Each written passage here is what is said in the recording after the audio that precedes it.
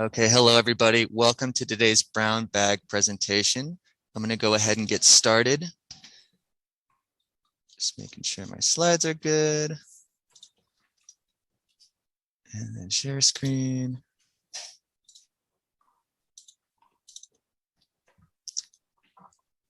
All right, can everyone see that okay? Yes. Okay. If I'm everyone. So the meeting will begin in just a moment. And just a little reminder, during the meeting, please mute yourself when you're not speaking. Participants will be muted as they enter, but you can unmute yourself for questions later. For this particular meeting, if you have any questions about the propositions that are being presented, go ahead and chat them, enter them in the chat box. And this little diagram right here on your Zoom toolbar, you'll be able to access the chat by pressing this little thing right there, if you can see that. And then if you have any questions or anything else to add, there's also little reaction emojis, or if you want to cheer for something like that, you can go ahead and have some fun with it. Okay, next slide. And a quick little land acknowledgement. We acknowledge that Cal Poly Humboldt is on the land of the Wiyot peoples, which includes the Wiyot tribe, the Bear River Rancheria, and Blue Lake Rancheria. Arcata is known as Gudini, meaning over the woods or among the redwoods. Wiyot peoples continue to remain in relationship to these lands through ceremony, culture, and stewardship. Here at OLLI, we believe that learning should never end. That's a beautiful picture, right? That's one of our Trinidad Lighthouse tours. And just a reminder, everybody, that fall 2022 is fully in progress right now. So the rest of the semester, we got tons of online classes, in-person classes. So this is just a reminder to go ahead and set up, and just to keep in mind too that they fill up pretty quick. So your best bet is to register as early as possible. And another reminder, if you are not already an OLLI member, go ahead and sign up with us. Our membership runs through July 1st through the June 30th following year. And annual membership is $35 per year. As a member, you have a rate for signing up for classes that non-members do not get. And on the next slide, we have some benefits as OLLI members, one of which is that the library is open for OLLI members. So if you are an OLLI member and you are enrolled in an OLLI class, you have the same access to the Cal Poly Humboldt library that all students would get. All you got to do is show your Humboldt student ID card, which we can provide one for you. There's just a little bit of a process that goes into that. But yeah, there's tons of benefits to being an OLLI member. And this is just a thank you to the Friends of OLLI. Our program would not be possible without your wonderful support and help. So thank you to all the OLLI friends.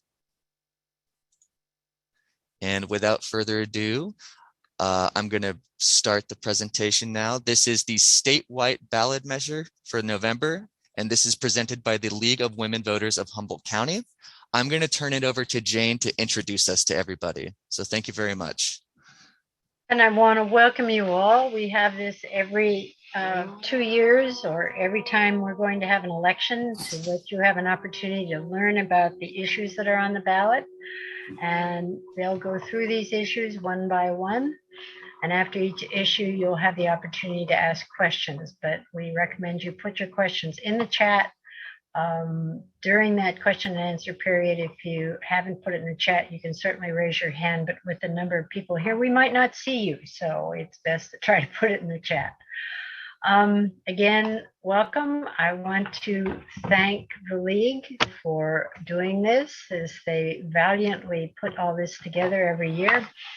Nancy Kay, who's a CPA and economic analyst and consultant, is, I believe, the League community coordinator. Do I have that right, Nancy?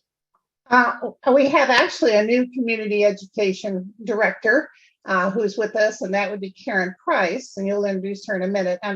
I'm the treasurer, right, of the league. Okay. The League of Women Voters of Humboldt County was formed in 1956 and is one of 800 state and local leagues comprising a vast grassroots lobby corps. It's a grassroots citizen network directed by the consensus of its members that encourages informed and active participation in government. The League of Women Voters is a nonpartisan political organization that offers information about local, state, and national issues on your ballot. This includes candidates, pros and cons of ballot initiatives, the easy voter guide, and more high-quality resources for informed voting. And you can go to my.lwv.org/California/Humboldt County to get more information, or just, hey, put it in the search and it'll come up with multiple options. So we're looking forward to these discussions, and let's go. Thank you. Okay, I'm Karen Price with the League of Women Voters Humboldt County, and the other league members with me today are Nancy Kay, who's already been introduced, Byrd Lochtie, if you want to raise your hand, Byrd, and Amy Moffat. Raise your hand, Amy. There you are. Good. And I also want to thank all of you for participating in this and becoming more informed voters.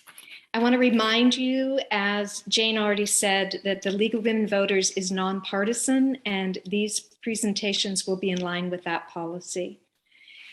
First, a brief overview, and then we'll examine the propositions one by one. In 1911, California became the 10th state to adopt the ballot initiative process. At that time, California voters approved the processes of initiative, referendum, and recall. So through these actions, voters can adopt a change in law, an initiative, can veto or affirm an already passed law, a referendum, or remove an elected official from office, a recall. This gives California citizens a direct way to propose laws and constitutional amendments without the support of either the legislature or the governor. This process has been a constant in California policymaking, and of all the states, California is the one who has used this process the most, except for Oregon. Arguably, the most famous California proposition was Prop 13, passed by the voters in 1978 to reduce property taxes. And historically, since 1911, about 1/3 of initiatives have been approved by the California voters. Currently, 26 states and the District of Columbia have some variation of the initiative process.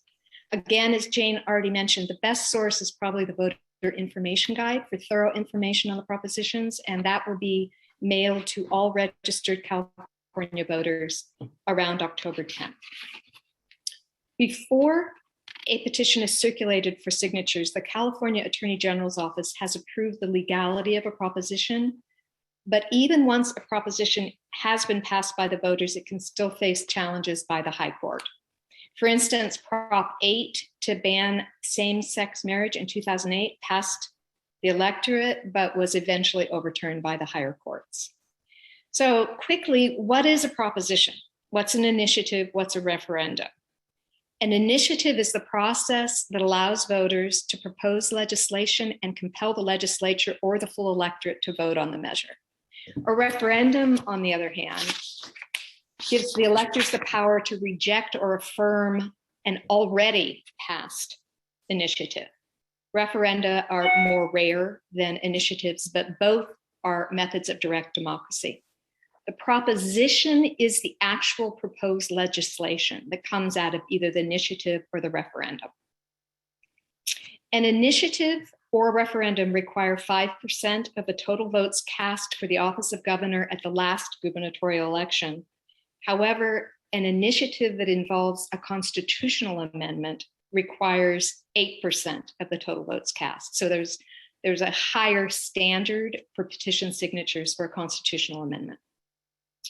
So what's on the November 8th ballot with regard to these categories? There are only 7 propositions on the November 8th ballot, which is slim. One is a legislative constitutional amendment. That's Prop 1.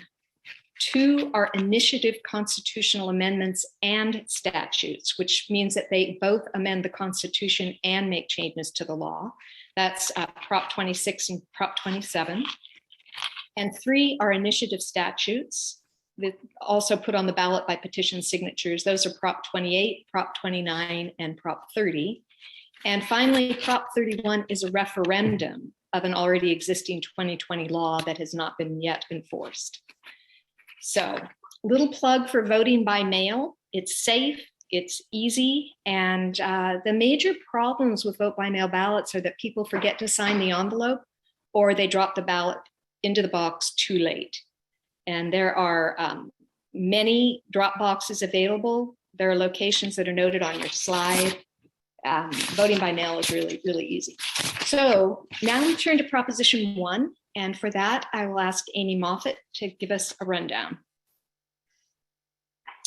Hi, all. So first of all, Nancy, can you stop sharing and then try to share again, because you're sharing your presenter view, not just the slides. Thank you. Let's just try it again.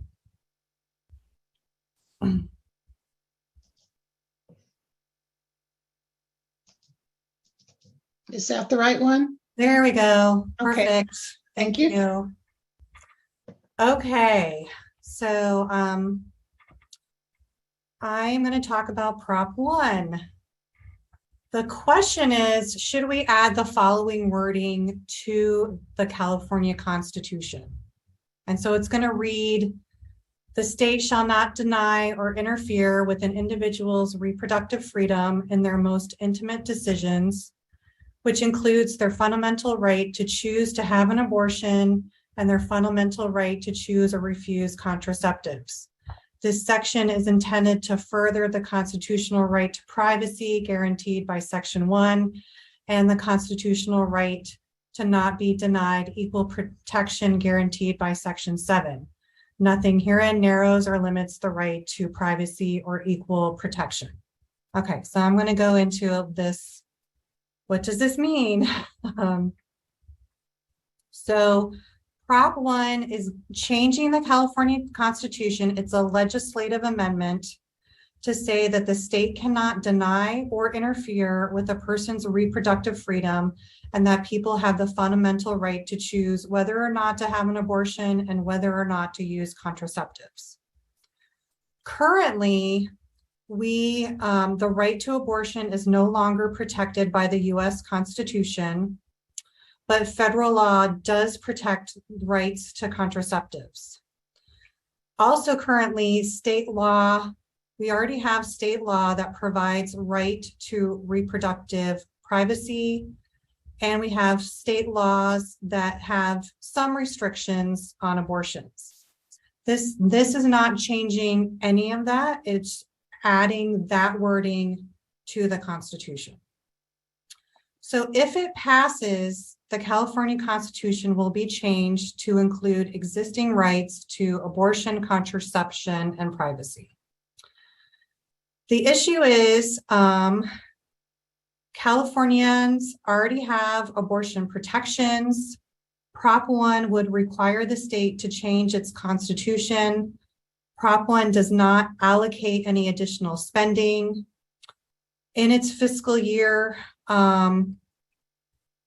for the 22-23 budget, California has already committed more than $200 million to expanding reproductive health care services. This proposition doesn't have anything to do with that.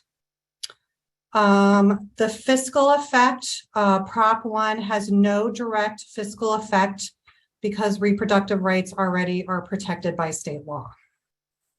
So again, a yes vote means the California Constitution will be changed to expressly include existing rights to reproductive freedom, such as the right to choose whether or not to have an abortion and use contraceptives.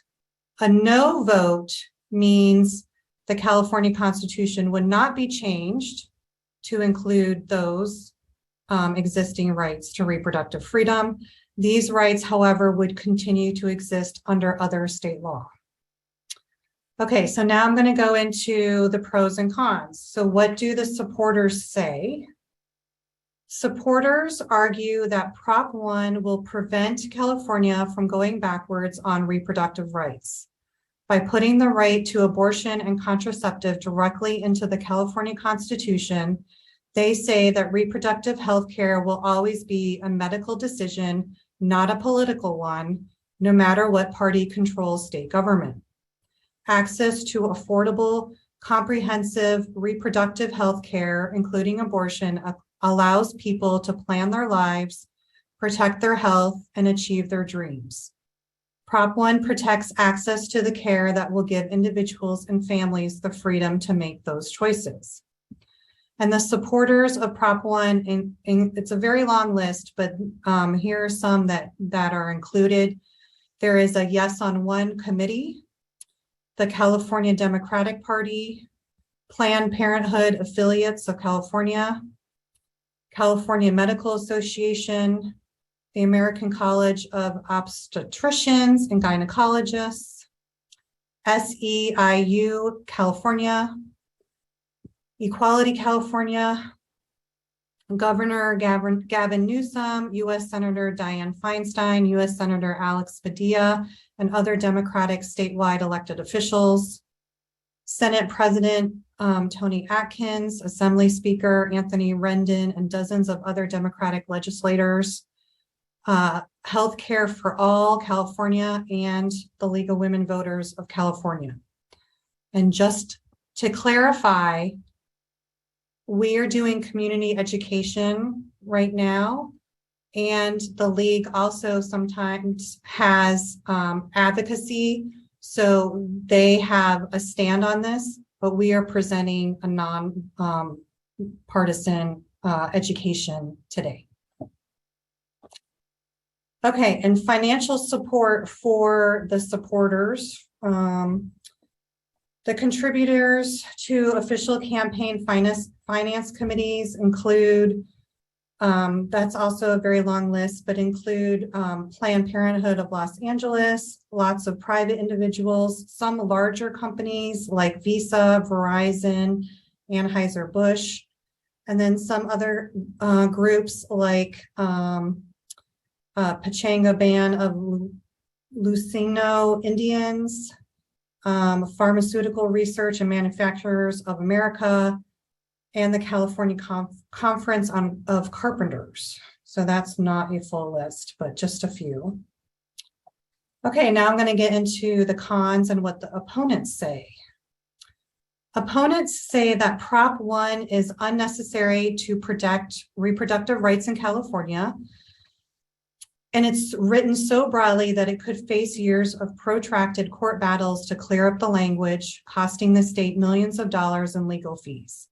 They raise particular concern that the measure would override state regulations that now limit abortions after the point when a fetus is viable on its own outside of the womb at about 24 weeks of pregnancy. These late-term abortions are currently only legal if the health or life of the mother is threatened. Supporters say, supporters say the measure does nothing to change that, but opponents say that abortion seekers from outside California will swamp California resources. So opponents of Prop 1 include No on One Committee, the California Republican Party, the California Alliance of Pregnancy Care, Pacific Justice Institute, the California Catholic Conference, the International Faith-Based Coalition, and I could not find any large financial supporters on this Secretary of State website. So I don't have that. And that's the end for me, but I'm happy to answer any questions right now, or if there are questions that come up later, I can wait till the end.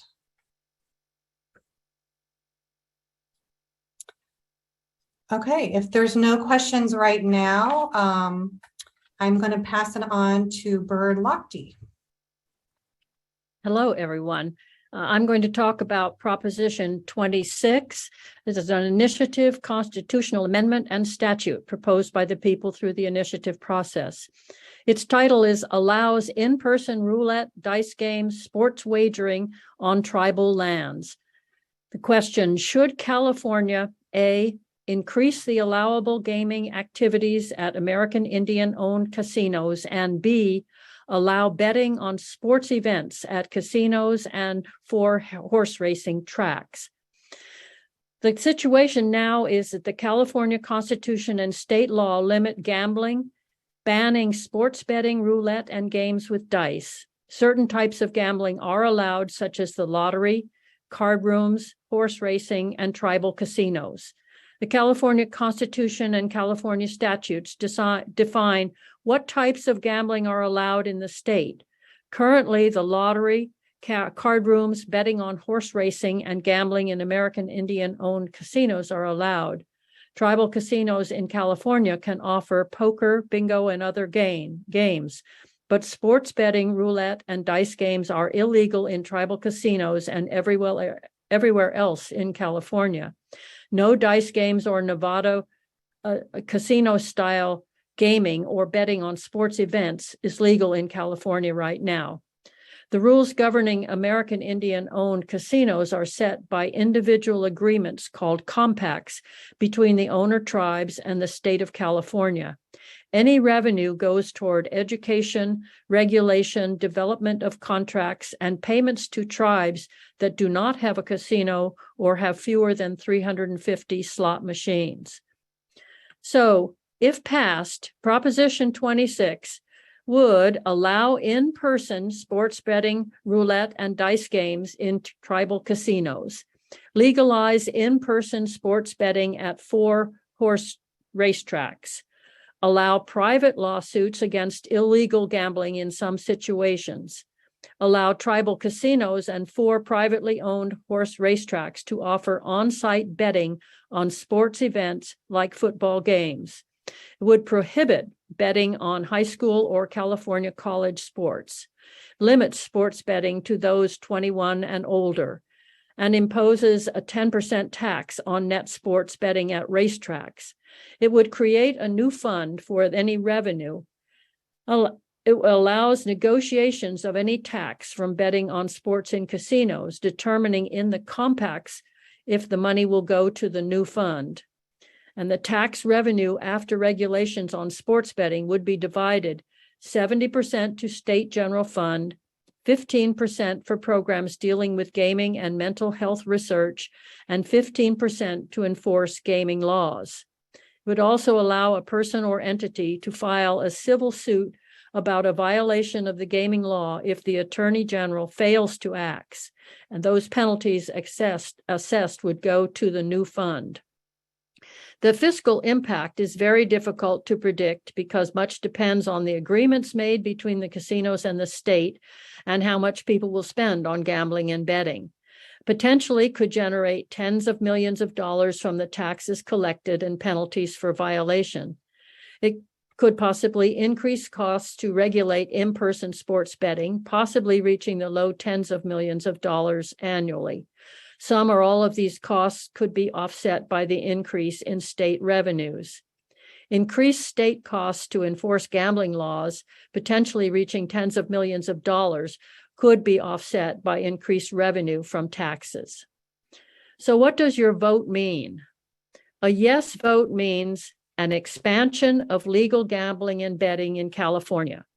4 racetracks could offer in-person sports betting. Racetracks could pay the state a share of sports betting made.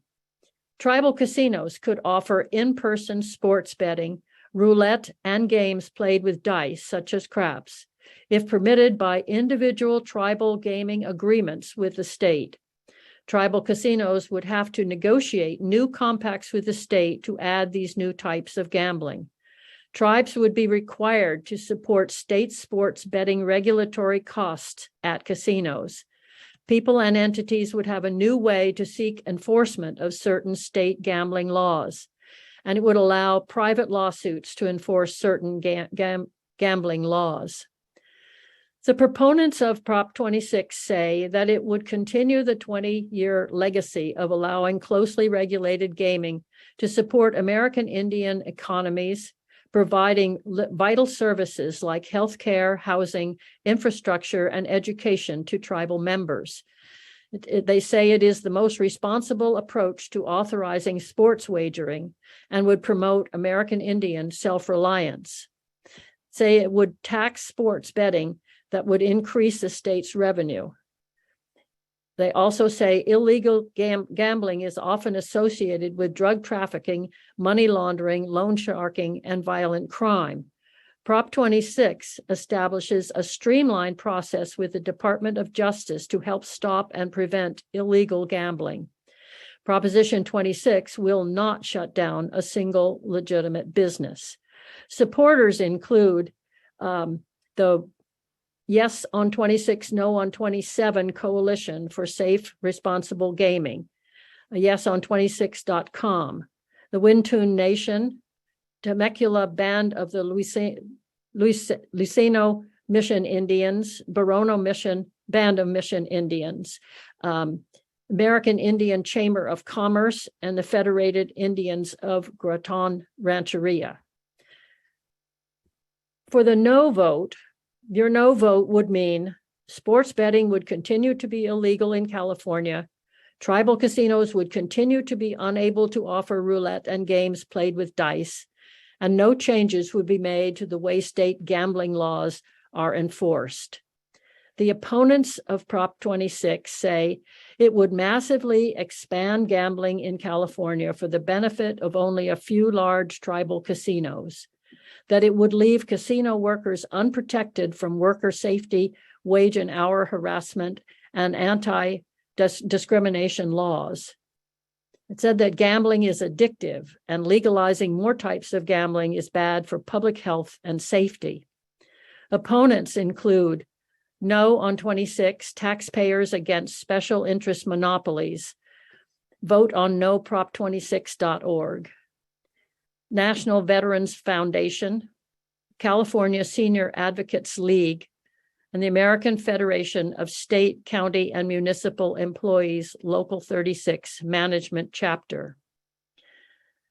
Now I would like to talk to you about Proposition 27, which is the other one about gambling. It is also an initiative constitutional amendment and statute proposed by the people through the initiative process.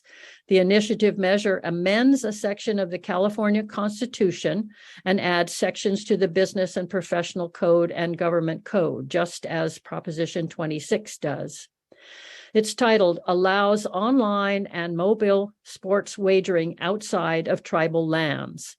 And the question is, should California allow online and mobile sports betting for people 21 years of age or older? The background situation is the same as the one that I explained about Proposition 26.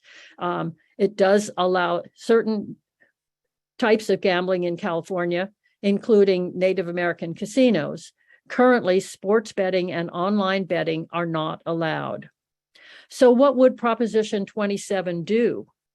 If passed, it would allow adults 21 or older to bet on adult sports events online. No betting would occur on high school sports. The bettor need not be in a casino to make a bet. It would allow tribes to offer online sports betting under the tribe's name and branding. Tribes would have to pay a one-time $10 million licensing fee to the state and a renewal fee every 5 years. It would allow gaming companies to offer online sports betting if they strike a deal with a tribe to operate in California and pay a one-time licensing fee of $100 million plus a renewal fee every 5 years. It would create a new division within the state's Justice Department to regulate online sports wagering. It would impose a 10% tax on all companies or tribes offering sports betting. The tax is imposed on a gross amount minus how much money is paid out to winning bets, promotional bets, and federal gambling taxes. After paying the state's regulatory costs, revenue from the tax and the licensing fees would go into a new fund. Of the money in the fund, 85% would be used for homelessness and related mental health programs. 15% of the fund would go to American Indian tribes that are not involved in sports betting.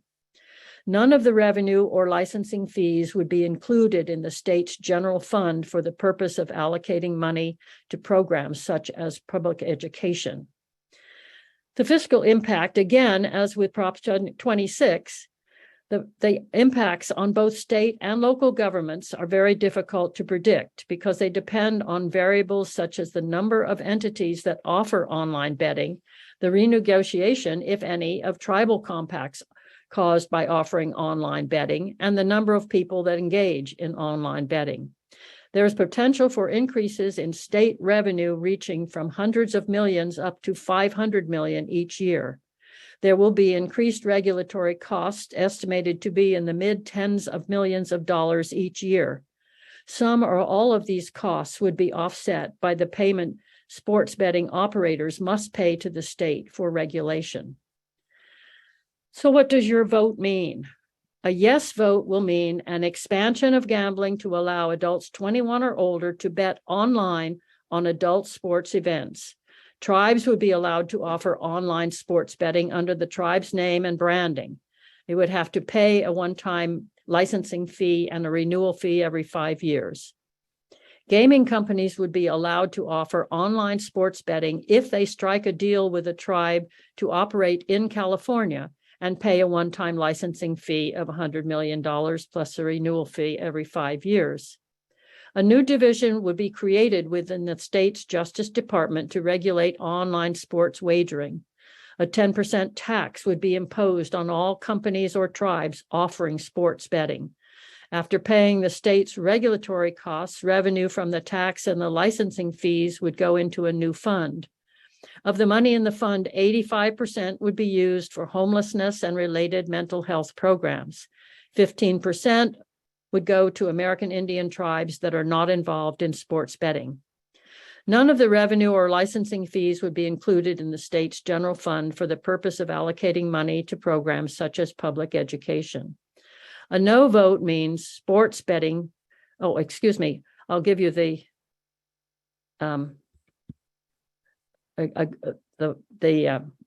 proponents of this are big out-of-state gaming companies like FanDuel and DraftKings, Major League Baseball, and 3 small California tribes. In favor are the San Diego Regional Task Force on Homelessness, Middletown Rancheria of Pomo Indians of California, Local Initiatives Support Corporation, San Diego, Big Valley Band of Pomo Indians of the Big Valley Rancheria, California, and Santa Rosa Rancheria Tachi-Yokut tribe. So what would your no vote mean? Sports betting would continue to be illegal in California. Online betting would be illegal in California, and no changes would be made to the way state gambling laws are enforced. So the opponents of Proposition 27 say, it is a deceptive measure promoted by out-of-state companies to legalize online and mobile sports gambling in California. Online gambling is not a solution to homelessness or other social ills and will open more people to gambling addictions. In the past, the gambling operators behind Prop 27 have promised big money to other states, and they have fallen far short.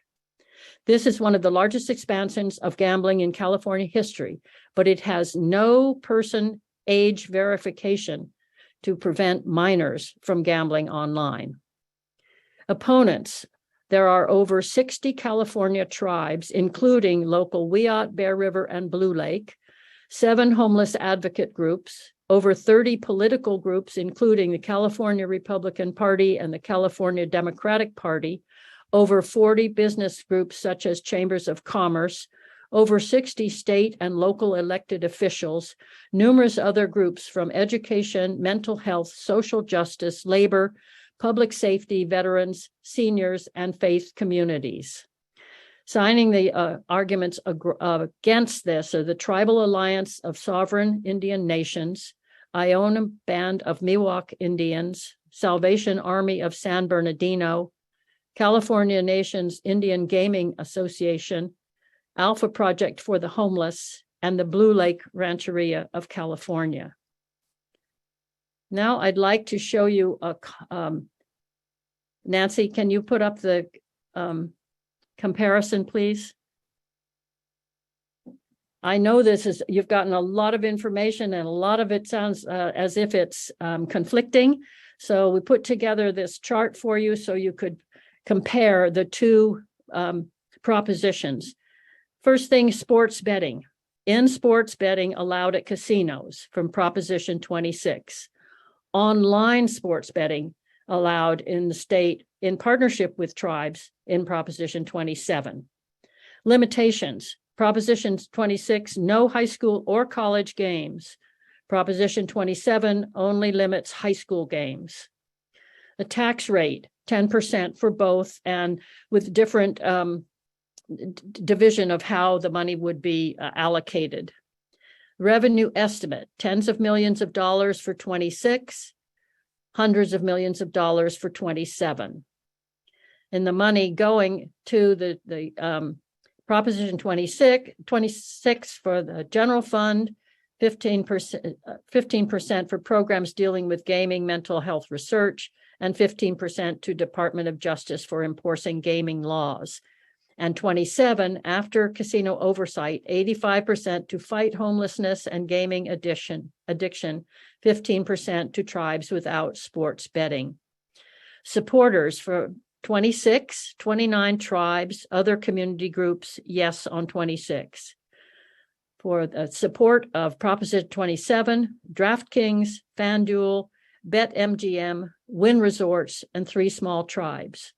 The opponents of 26, taxpayers against special interest monopolies, vote no on prop26.org. No on Proposition 27, that whole list that I gave you, including 60 tribes, our 3 local tribes, and over 100 political, social, faith-based governmental and community groups. Age, both limited to 21 or older, but in the casinos, they're verified in person. In 27, that was in 26, it can be verified in the casino because it is only in person. In 27, it's limited to 25 or older, but it does not address a method of verification of that. And regulation, any person or entity can file suit in 26 if the Attorney General fails to act. And in 27, there is a new division in the State Justice Department for regulations. So I hope you're not completely confused with everything that comes out of these two propositions. I hope that you've gotten some idea of how you might want to vote for these two propositions. Thank you. And now I'd like to introduce Karen for, is that right, Karen? Are you going to actually address questions that are in the chat? Oh, at this Yeah, stage? there are some questions, Byrd, if you might want to go ahead. Oh, okay, I will do that. Sorry, Okay. I'll get to you, Nick. The first question is, can we presume there is no damage to existing tribal casinos if propositions 26 and 27 fail, but that they simply can't expand their existing types of betting? Yes, the situation will stay as it is now if they both fail. If they both are passed, that's a little bit different. If they both pass, it's possible that both could take effect. Then some of the provisions might conflict. If a court finds that parts of a proposition are in conflict with the one that received the most yes votes, will become the law. Okay, I don't understand how yes on 26 affects workers' rights as stated by the opponents. You have to understand that sometimes we don't understand what the proponents or opponents are saying. It's what they are saying to try to make you listen to them. That's a good way of putting it. To what extent are existing in-state tribes likely to be harmed by the passage of Proposition 27? I note that 60 plus tribes are against it. I think what they're saying is that if online betting can be done, that people won't bother to come to the casinos. Exactly. Yeah. Okay. Why was nothing mentioned about the effect on horse racing in Proposition 26? I'm not quite sure I understand. Judith, do you want to clarify that? Judith Putman? Yes, thank you. I've been doing a little research on horse racing, and I found out that it's pretty not to my liking. And so it's mentioned here that there's going to be some effect on racetracks. And I was wondering if that was to make them so that people would come and do more betting there, or if there's any indication of what the reason for adding racetracks in was, since most of them are not on, official tribal lands. I'm not sure that I know a complete answer to what you're asking, but what I understand is that these 4 racetracks are privately owned, and they were not, I don't know how much betting is going on there at those racetracks, but they were specifically named as being allowed to do sports betting, which I assume means any sports betting, not just horse racing, at their track. And that's an expansion that has happened in other states. I don't know. Yeah, it has, I believe. Oh, okay. Thank you. And then Joanna Welch says, this is very confusing for someone who does no gambling. Yeah. And Patricia Thomas says, this is much clearer. Thank you.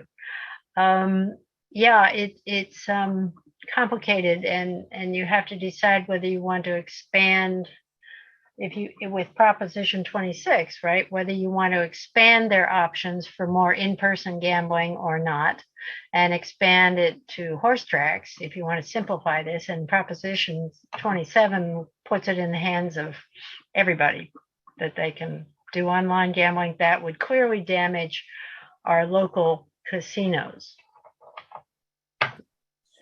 Yes, I think people need to look at the whole thing, and some people are completely against gambling, and they'll probably vote against both of them just because of that. But I think you need to look at the two together and see how one will affect another.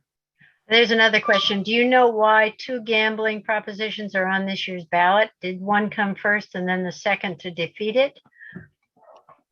I don't know that. I do know that there has been more money poured into these 2 than ever before. It's over $360 million between the 2 pros and cons, and the pro for 27 was over $160 million put into it.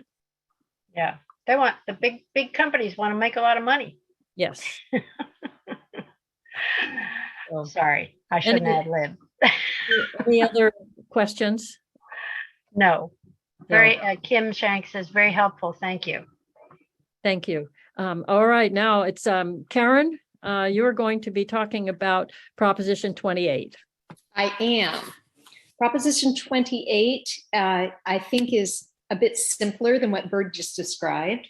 This is the question. Should the state provide specific funding for arts and music education in public schools at an amount higher than the existing constitutional minimum amount required for public education? So the current situation is that in 1988, Prop 98 passed.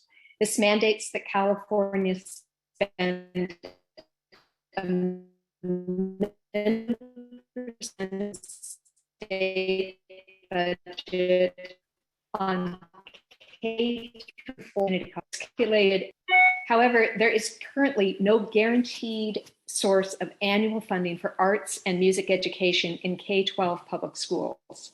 State law does require schools to provide arts and music education to all students in grade 1 through 6 and to offer it as an elective in grades 7 to 8. In order to graduate high school, students must complete one of 3 courses of study, one of which is arts and music education. But beyond these requirements, there are no specifics such as the amount of instruction or when courses are offered. It's all determined by the local governing board. If Prop 28 passes, beginning in 2023, the state would be required to set aside a portion of the state's general fund to pay for arts and music education in K through 12 schools, which includes charter schools. This funding would be in addition to the funding already agreed to and guaranteed by Prop 98. It would require that the funding for arts and music education be at least 1% of the funding received by schools the prior year under Prop 98. To address equity issues, Prop 28 would allocate more funding to schools serving many low-income students. Schools would be required to report how funding was used directly to benefit students, and larger schools, meaning those over 500 students, would be required to spend 80% of the funding to employ new staff and 20% on training and supplies. The fiscal effect of Prop 28, it would increase state expenditures by about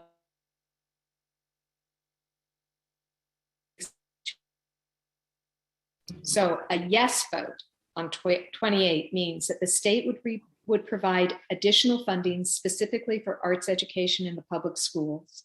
The amount would be above the constitutionally required amount for funding for public schools and community colleges. A no vote means that funding for arts education in public schools would continue to depend on state additional funding specifically for arts education in the public schools.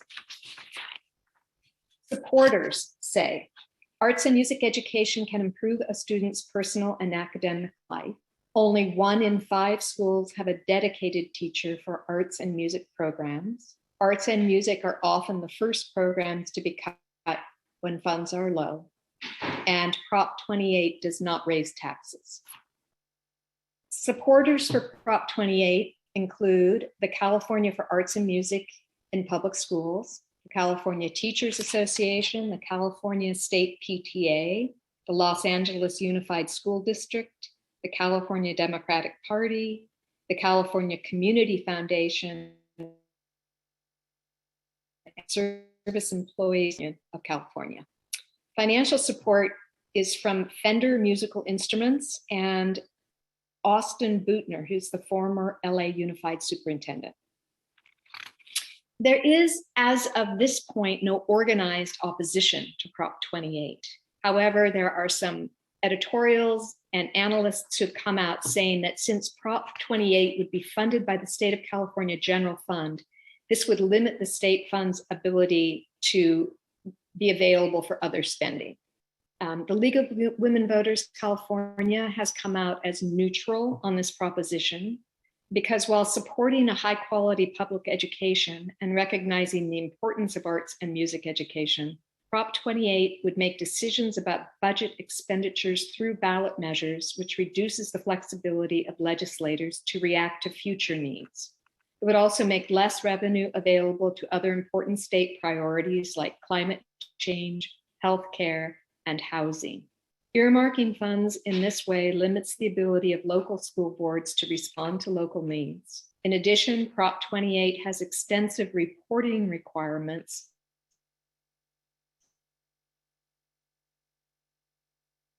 paired with a very low cap. So, are there questions? Yes, there's one. There's a comment that you have been cutting out badly, so they could not hear the actual funding amounts. And did you say it specifically doesn't raise taxes?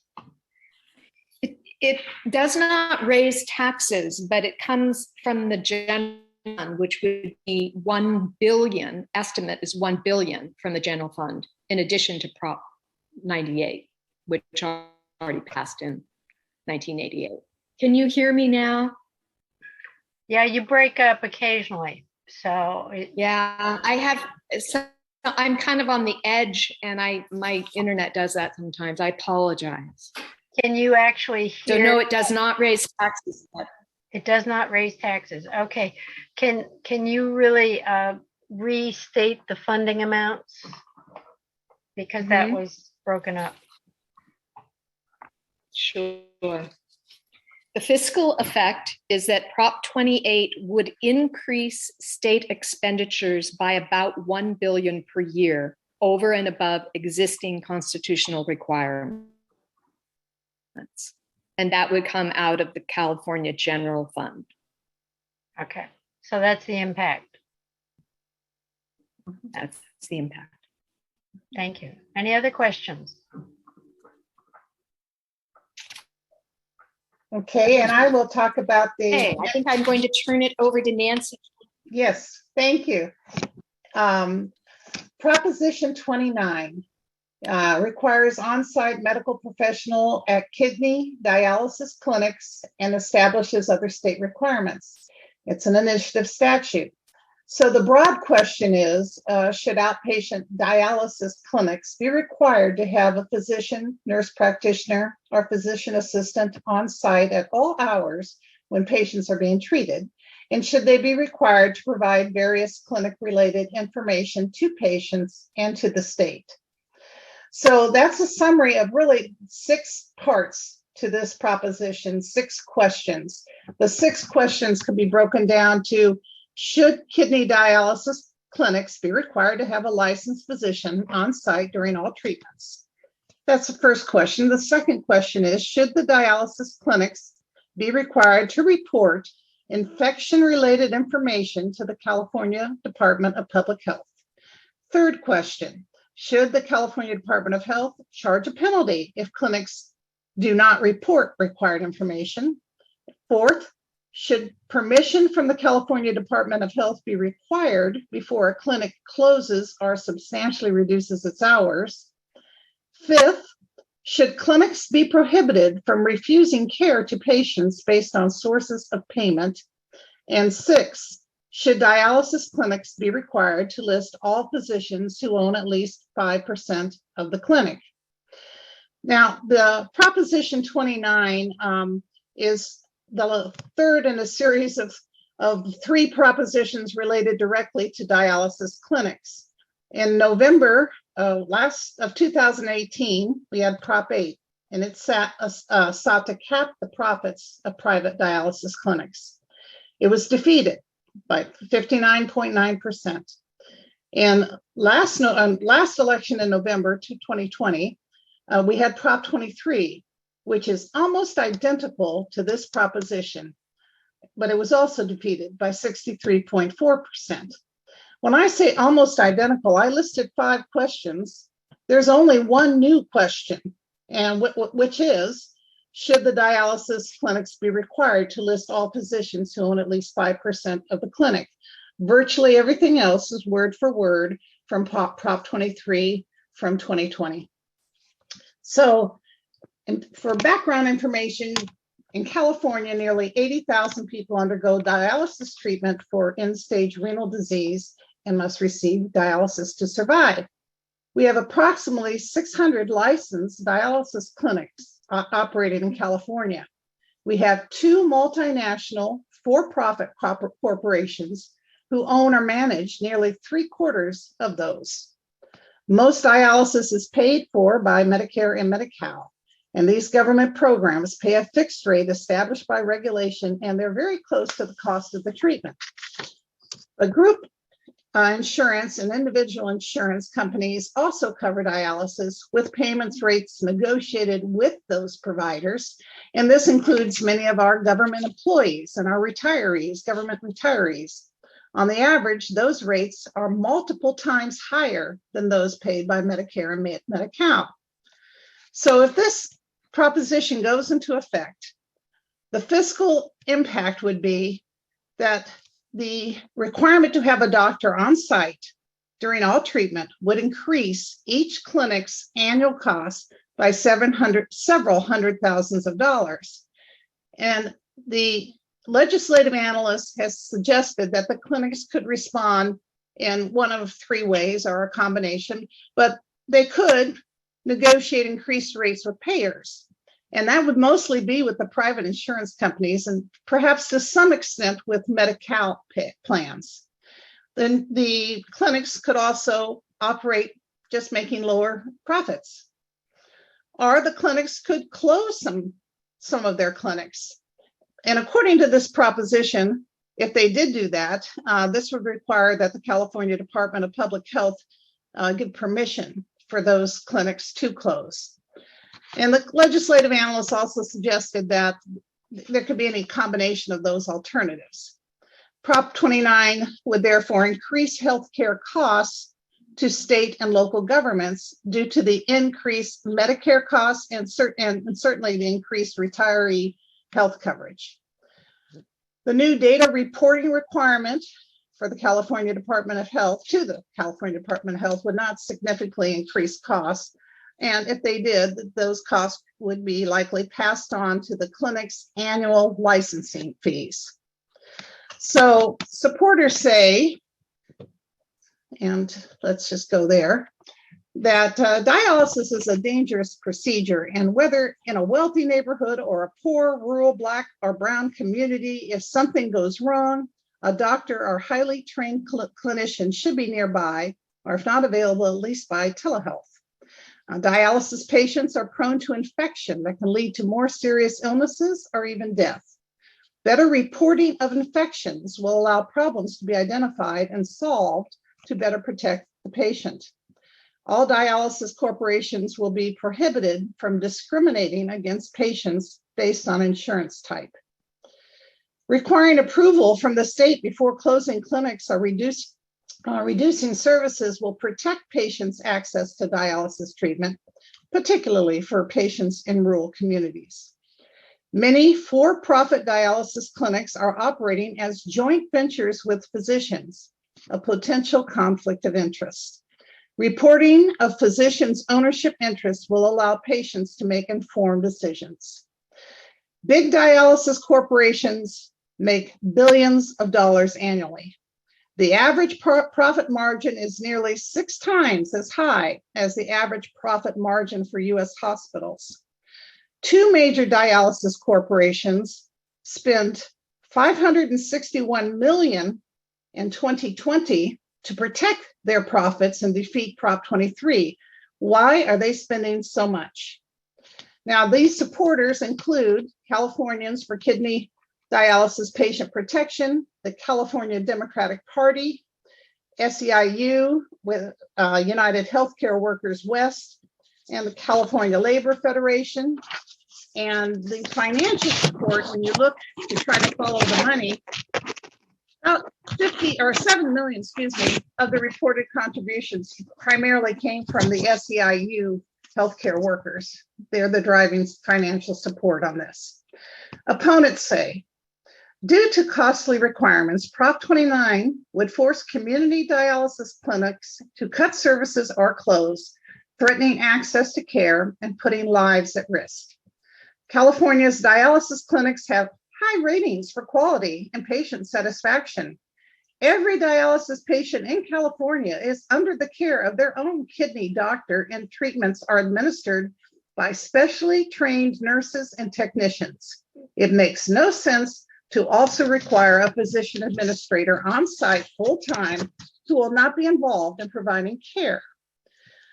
Voters have already rejected similar dialysis propositions twice. This is the 3rd time in as many elections that a special interest has placed similar dialysis propositions on the ballot. Dialysis patients strongly oppose Prop 29 because it puts their lives at risk. Prop 29 would make our physician shortage worse, leading to more overcrowding in emergency rooms. It would take many physicians to dialysis clinics where they are not needed. And the dialysis clinics are already strictly regulated and provide high quality of care.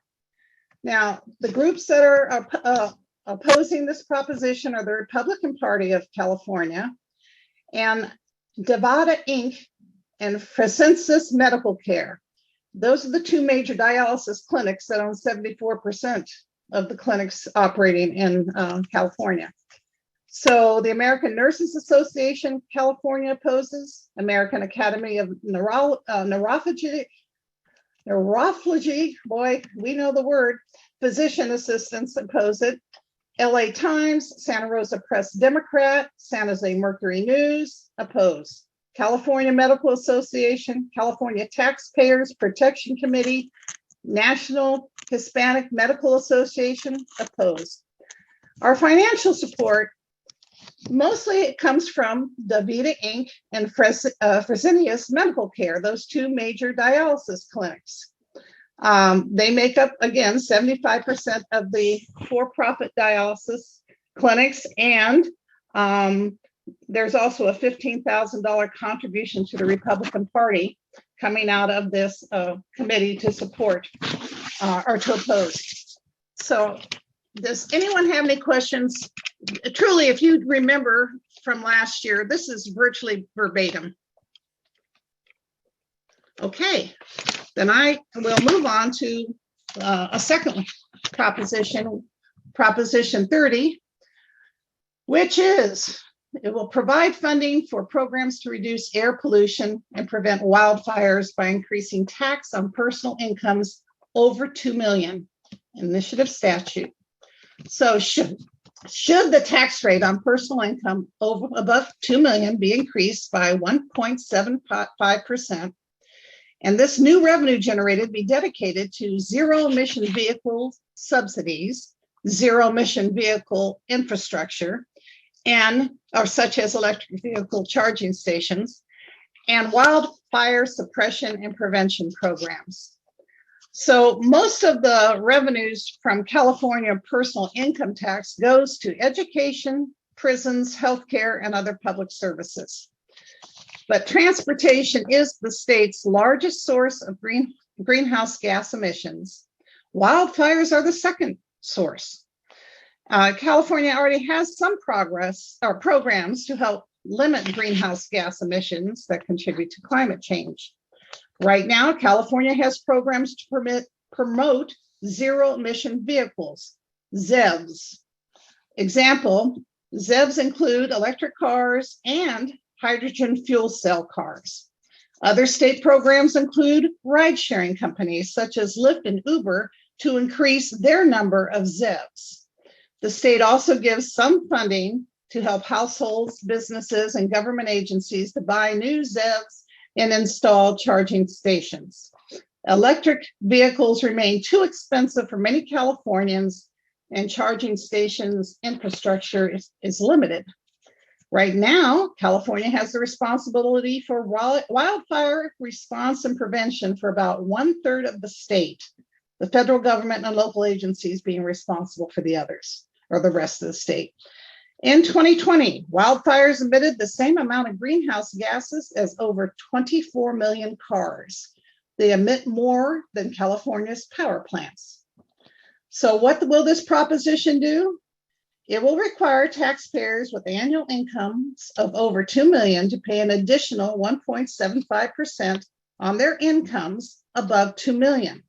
The tax will end by January of 2043, or when the state's greenhouse gas emissions drop below a certain level. The proposition will create a special fund separate from the general fund to support the programs created by the proposition. And in this fund, 45% of the revenues will go to make ZEVs accessible and affordable, and for converting some vehicles into ZEVs. And this will be by rebates and by grants and other financial incentives. 35% of the fund's revenues will go to ZEV infrastructure investment. We're talking charging stations. And the remaining 20% will go to wildfire suppression, prevention, and mitigation, including monies for state fire marshal and for CAL FIRE, mostly to hire, train, and retain state firefighters. These funds will, supplement, not replace the current funding. Then, the fiscal effect. Prop 30 will,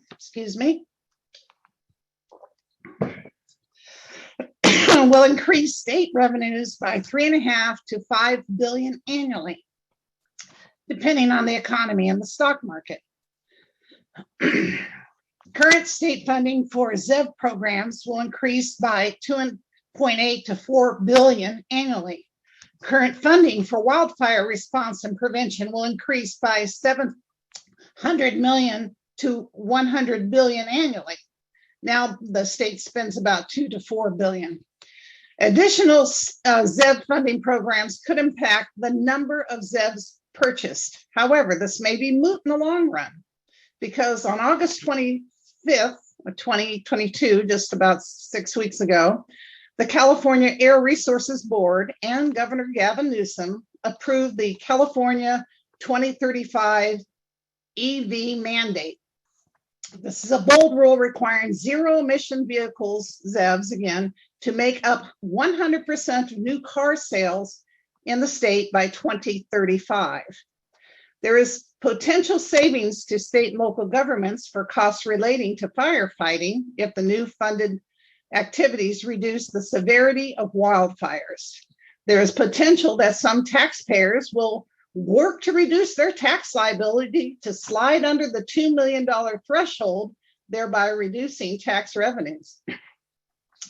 In 1979, Proposition 4, also known as the GAN limit, passed, which changed the California Constitution to cap government spending.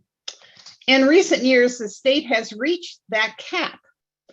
The expenditures required by Prop 30 would count toward this limit, this cap, and the state would need to reduce spending from other programs to make room for these expenditures.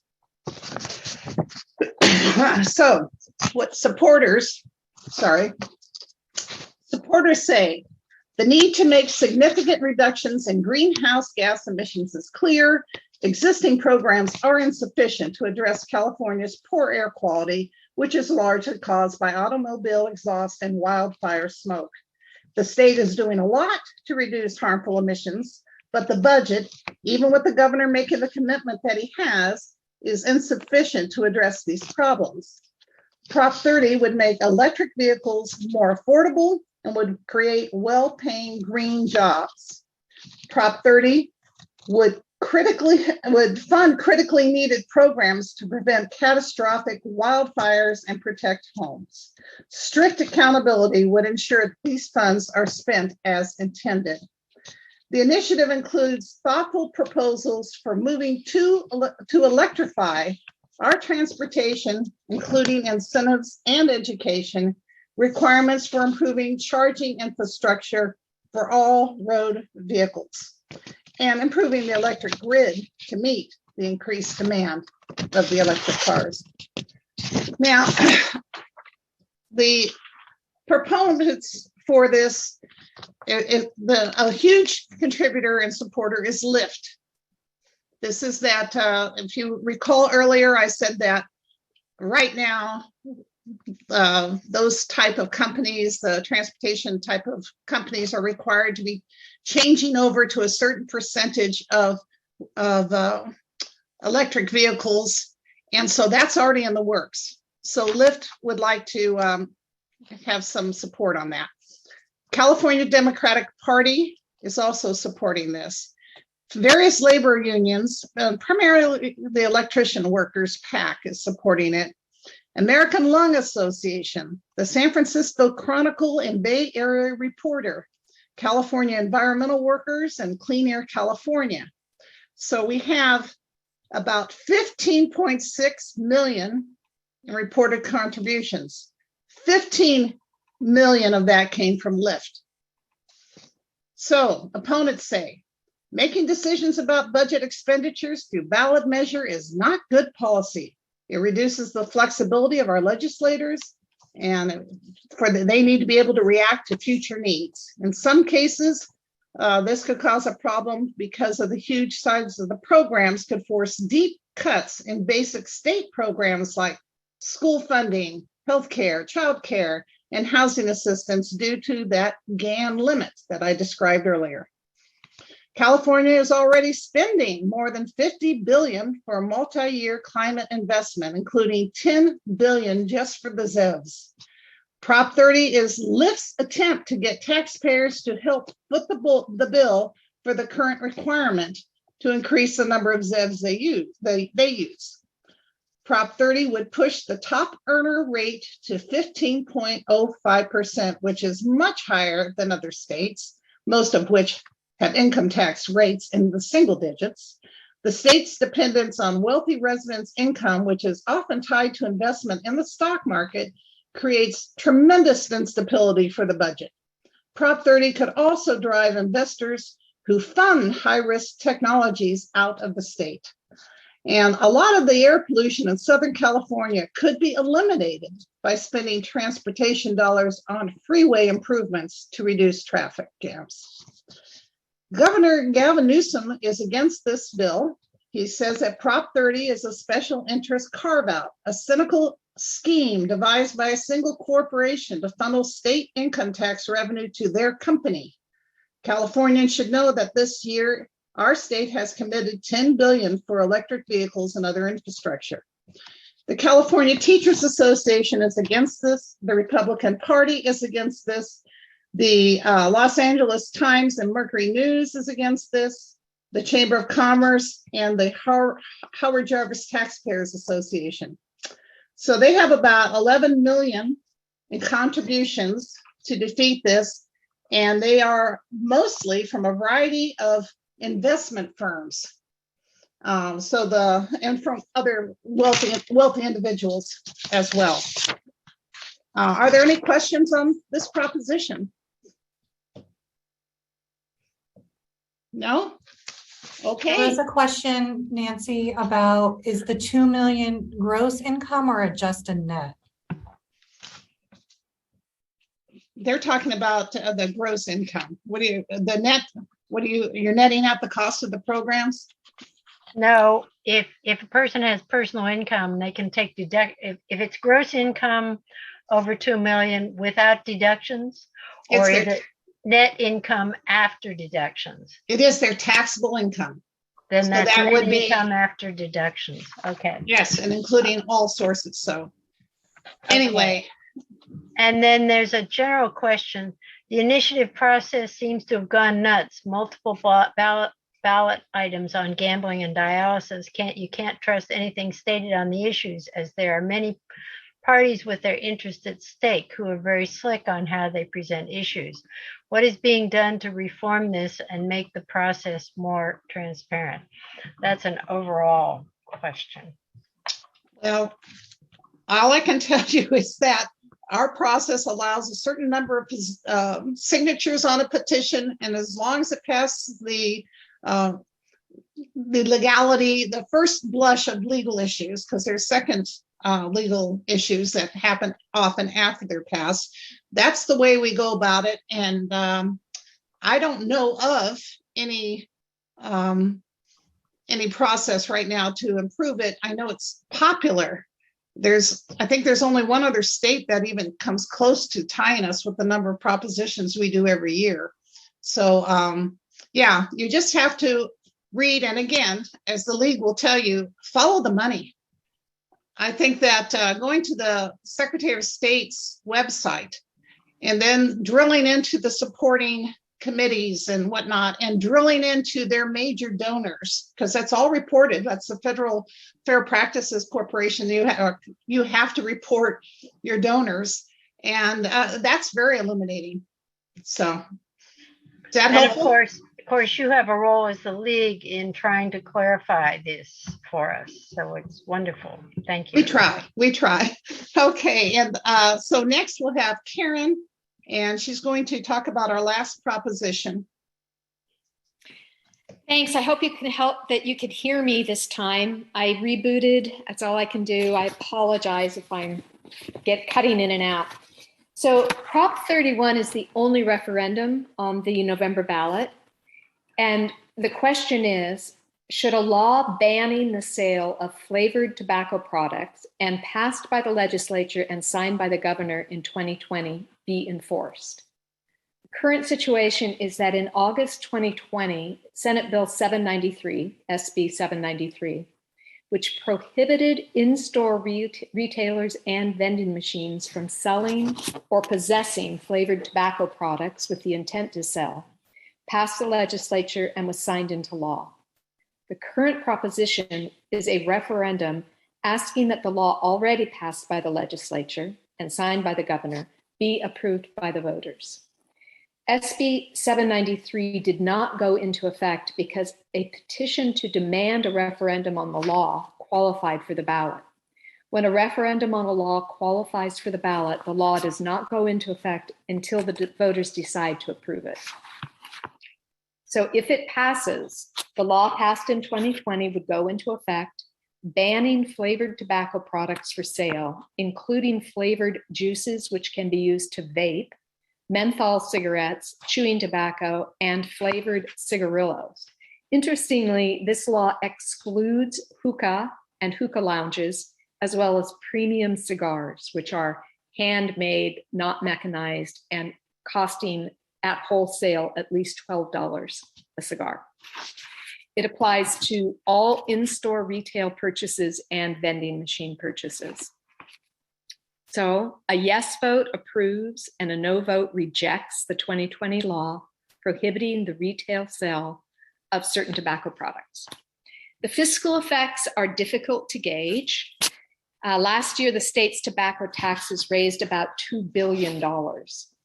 Overall, the impact of SB 793 would likely decrease state tobacco tax revenues, ranging from tens of millions of dollars to around $100 million annually.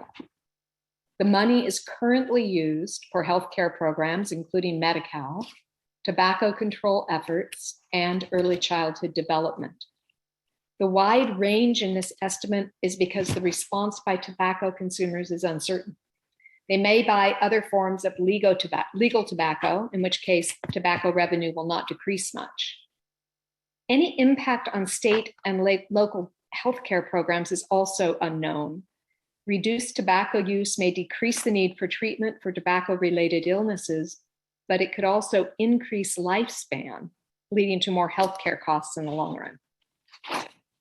So again, a yes vote means that retail stores and vending machines could not sell most flavored tobacco products and tobacco product flavor enhancers.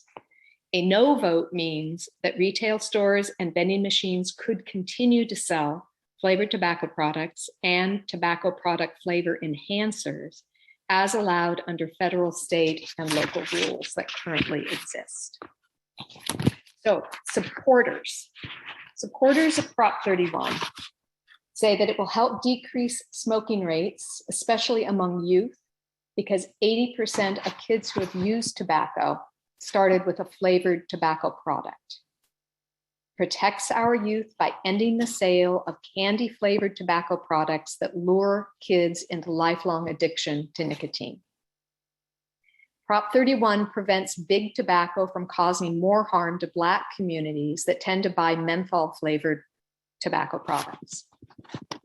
There's a long list of supporters for this proposition, and I won't go through them all, but the major ones are the Yes on Prop 31 Committee to protect California kids, the American Academy of Pediatrics, California, the American Heart Association, the American Cancer Association, the California-Hawaii State Conference of the NAACP, the California Medical Association, and Governor Gavin Newsom.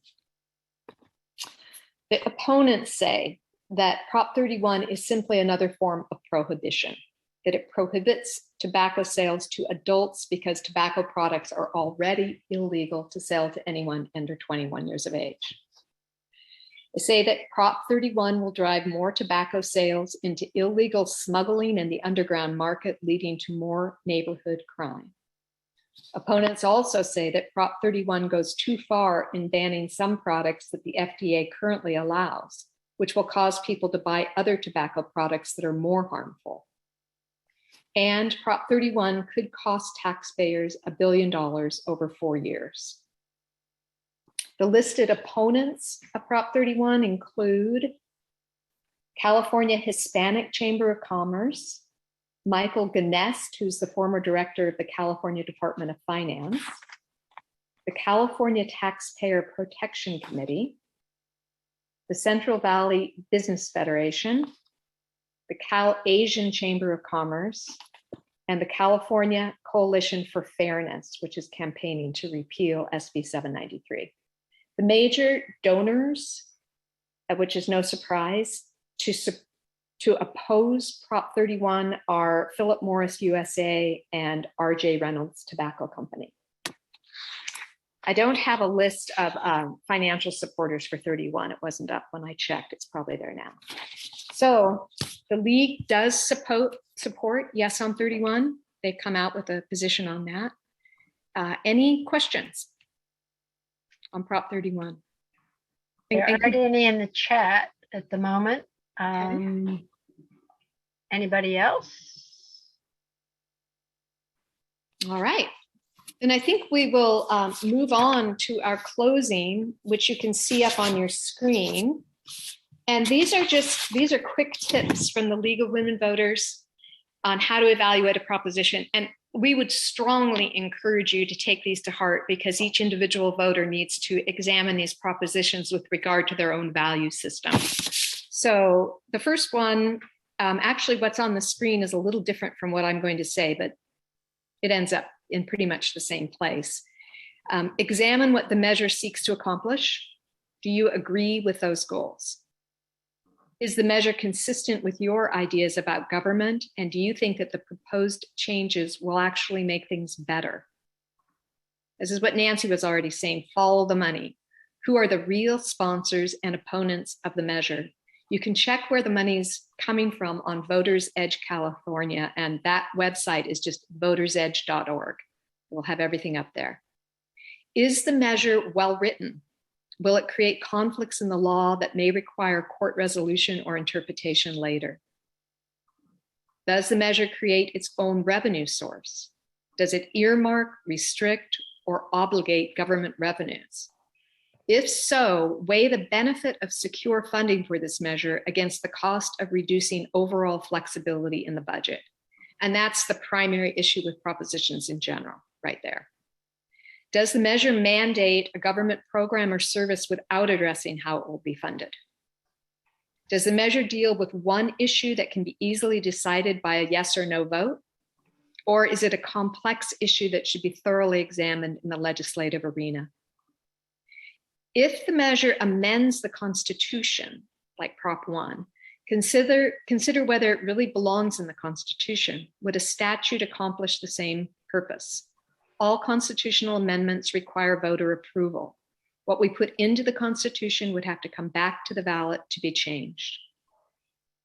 Be wary of distortion tactics and commercials that rely on image but tell nothing of substance about the measure. Beware of half-truths. And this has already been said today, but when you read the pros and cons that are put into the voter information guide, the pros and cons are submitted by the supporters and the opponents, and they're not necessarily 100% factual. So it's good to check those out. Again, official voter information guide is your best bet. Abbreviated guides are also prepared by the League of Women Voters, and they can be found on the California League's website. And for a more simplified summary of the propositions, including the pros and cons, the League's Easy Voter Guide is also available. So that's our presentation. And there may be a few questions that a few of us can answer. I see a couple in the chat. But I really want to thank all of you who've attended and participated, because we're doing democracy. And thank you for doing your part. We appreciate it. The comment is great presentation. Thank you, OLLI and League of Women Voters. Many more thank yous for all the information. Thank you. Thank you. There was a comment of following the money. Yes, thanks. And I, of course, want to thank you all and all the attendees who have been here today. And I hope, as everyone says, please get informed and then vote, because if we don't vote, we don't have our voice. And that brings up our next presentation for OLLI on October 10th, which is about political engagement opportunities, making your voice heard. Get ideas to help you engage more deeply in local politics, whether you are an introvert, extrovert, teacher, researcher, artist, or observer. But come learn about some of the options you have, such as becoming a member of the League of Women Voters and doing exactly what these individuals are doing today, because it's helping all of us preserve and make our democracy work. So thank you so much to the League. Do go to their website. There's a lot more information there, and we look forward to seeing you all at the voting box. But just everybody gets a vote by mail ballot this year. So please remember, because I'm doing the elections this year after not doing it for several years, that if you're going to go vote in person, please bring your ballot with you so you can turn it in and then you can vote. Otherwise, they have to call the office, central office, which then authorize, or you can vote by provisionally, but you don't want to have to do that. So just remember, if you want to vote in person, bring your ballot to vote. Then you can vote directly.